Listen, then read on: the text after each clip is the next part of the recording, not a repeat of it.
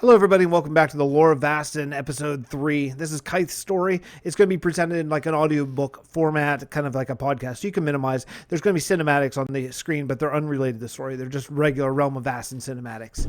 So where we left off last episode was Kyth was on one of his first training missions for the Zygon Society, where he was studying rune glipping. Two of his friends were killed by a creeper in a terrible explosion, and the map was blown up. They were lost in the wilderness, the 3 remaining students. Then, to make matters worse, when Kyth was off going to get some wood, he came back. 2 of his friends were captured by a detachment of pillagers and taken hostage. This is where we're going to pick up Kyth's story, episode 3 of 8. Hope you're enjoying it. Please leave a comment, leave a like down there, and I'll see you next episode. Thanks for coming by.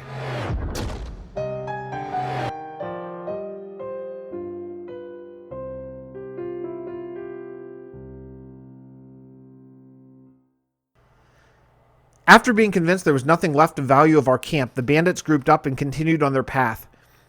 I watched from a hiding spot, and eventually, when I was sure they were all on the move, I followed them. Stopping at the bodies of my friends Fredeo and Choga, I quickly searched them for all their vials. I was fairly certain I had taken all the iron vials Fredeo had, but Choga had what I really needed, her vials of gold. In her cloak, a secret pocket that we Glippers use for vials, I found 3.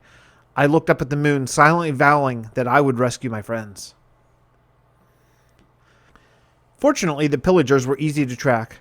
I was certainly no ranger, but with so many men moving through the forest, they weren't exactly subtle. I suppose they felt invulnerable in a group that large. Finally, several miles later, they pitched camp. I found a climbable tree nearby I could sit atop, watching for an opening. I watched 2 hulking pillagers pull my friends into one of the big tents in the middle of camp. It was nearly time. Pulling open my pack, I opened 3 vials of Enderium and started mixing. Enderium? Joe asked. Kyth laughed with a hearty chuckle. After all the things I've mentioned, Enderium is the one you stop on? It's like the song. Kyth raised an eyebrow. I know of no song that mentions this. Though they move with not a wing, they fly without a sound. Mankind first abandoning, the small ones took to ground. The graceful old ones left to die, took one last look around. There was no place low or high where soon life could be found. Cast the spell, the mighty mage, open up the blight. Sacrifice yourself this age, he saved us from the fight. Dead yet rises up once more, the Elf King's people come. One day they will return to us with fair Enderium.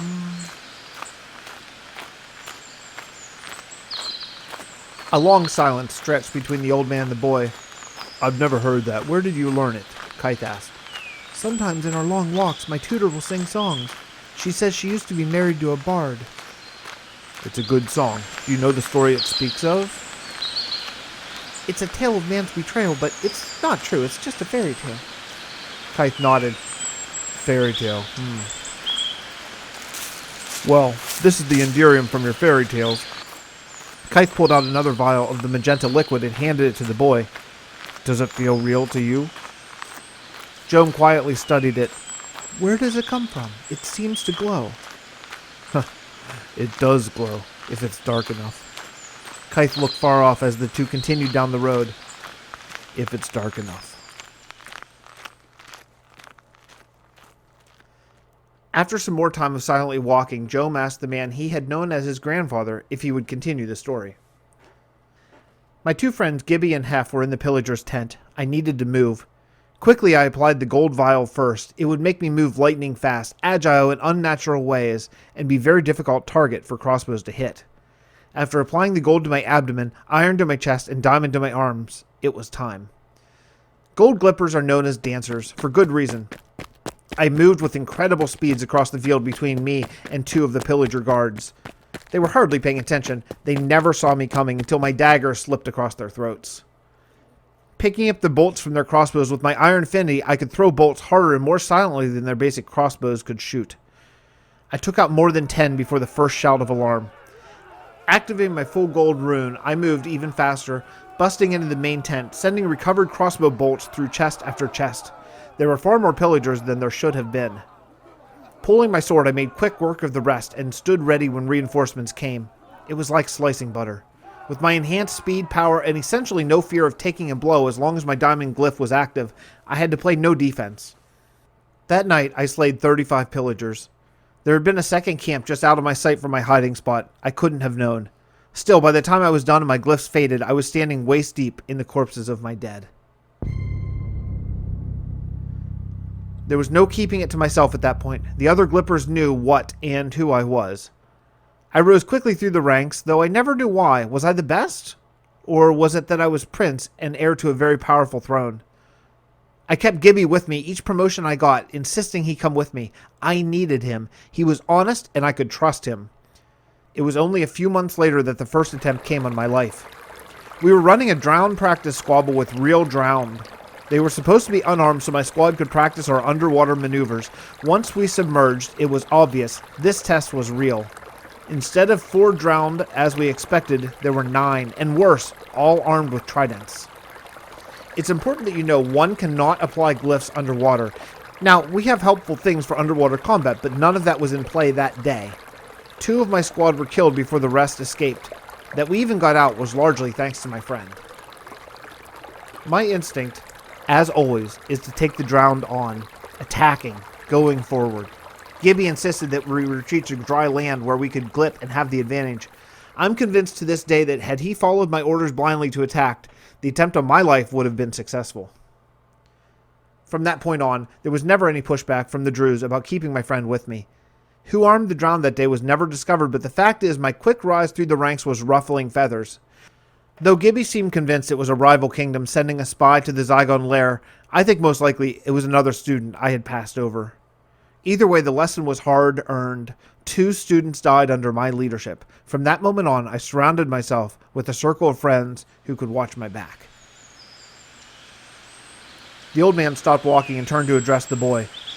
Though I'm not technically your grandfather, we are blood.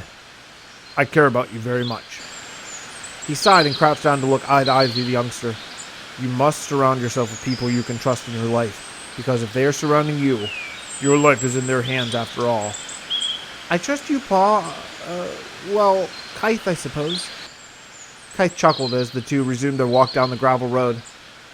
Pa is just fine for me, Joan. If you're not my grandfather, how are we related? A long pause lingered between the two. Grandfather in a sense, though probably some 12 or 13 generations removed. What does that mean?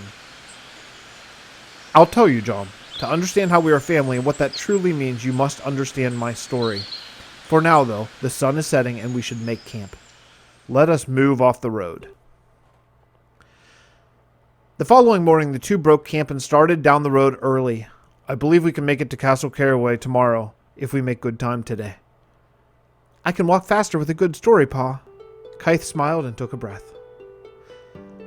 I passed the Drew trials shortly after my friend had been ambushed by the armed drowned. For most students, a trial is a one-day affair run by your primary teacher. For me, though, it stretched for 7. As each of the Drews were allotted 1 day to test me, both physically and mentally, it was exhausting. The hardest day was the 7th. It was my bone trial. It was done in secret, as that ability, at the time, was forbidden. I don't know if it is even known this age, but then it was feared. That trial was so difficult, I was recovering for a week. Still, though, not to brag, truly, there was no danger of me failing. My 2 closest friends, Gibby the Con, and another student I had grown close with during my last year at the Zygon Society, Thom. Thom was a charger and had a tough time with his trial. He wasn't as gifted as Gibby or myself in glipping, but oh my god, he could shoot an arrow. The 3 of us were quite a team. After passing our Drew trials, we spent the days training both ourselves and students, and our nights drinking at May's pub. It was there, in fact, I met your and so on, grandmother. Her name was Jomi. She and I hit it off immediately, and I became infatuated with her. After only a few months, she became pregnant with our child. I was overjoyed, but at the same time fearful to what kind of world my child would live to see. We were wed at Castle Grexley, inviting the whole kingdom to celebrate. The Zygon Society attended in force. Oh, it was such a celebration. Both a royal wedding, heir to the throne, all in one. In fact, it was at my wedding feast that I first heard of the meeting. The Nether War was raging and it was going poorly for man. The elves and dwarves had left us. A brutal attack on Port Bray had just barely been beaten back. The rumor is some thieves planted TNT under a zombie pigman command, saving the city for the time being anyway. A meeting was called. The entire Zygon society was required to attend. I cannot express to you how odd this was. In my many years at the Zygon Lair, there had not been even one meeting requiring students, Druze, and faculty to attend. Grandmaster Lawson addressed us. Prince Rydar Barkin. He nodded over his shoulder to the man sitting in a white military uniform behind him. Is organizing a force to take on the Nether. We cannot discuss the plan, except in that we believe it has a chance to work. It may even end the war entirely. Prince Rydar has requested our most powerful Druze to accompany him in the gambit. There is no guarantee of a return. Hands raised all over the amphitheater, but the Grandmaster shook his head. I cannot answer any questions whatsoever. The prince stood and approached the lectern.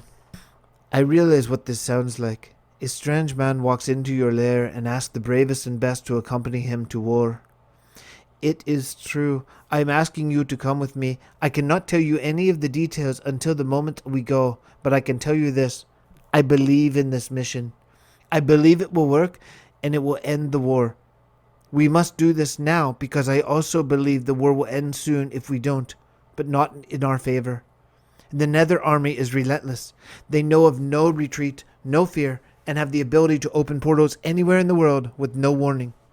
It is impossible to fight the enemy who can attack you from any direction at any time. What's the point?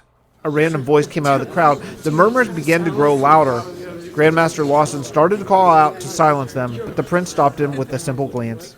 This man knew how to lead, I thought. My gambit, though I cannot share details, will not only end the war, but it will end all future wars. If it works, and I am confident that it will, the zombie pigmen will never attack us again. The people fell silent. In that moment, I still cannot explain what happened, but I found myself standing and walking to the line. My vision was blurred by the images of my child burning at the hands of the pigmen. Just a few short weeks after that, Gibby, Thom, and I entered the Nether.